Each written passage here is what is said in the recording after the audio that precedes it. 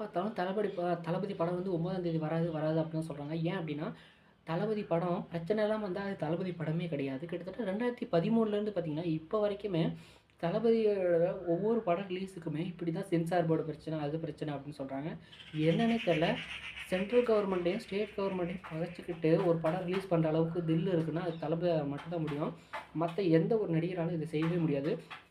அது மட்டும் இல்ல, ஆக்சுவலா தளபதி வந்து சினிமாக்காரன் அப்படின்னு எல்லாரும் சொல்லிட்டு இருக்காங்க. அவரு ஆல்ரெடி சினிமாலேருந்து ரிட்டயர் ஆயிட்டாரு.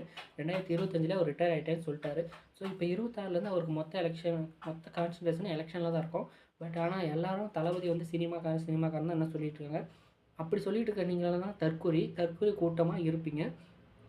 அது மட்டும் இல்லாம, ஒரு படத்தையே ரிலீஸ் பண்ண பயப்படுறீங்க. நீங்கலாம் அரசியல்ல இருந்து என்னத்த புடுங்க போறீங்களோ தெரியல. தளபதி ரசிகனா இருந்தா மறக்காம சேனல சப்ஸ்கிரைப் பண்ணிக்கோங்க. எல்லாத்துக்கும் ஃபார்வர்ட் பண்ணி விட்ருங்க.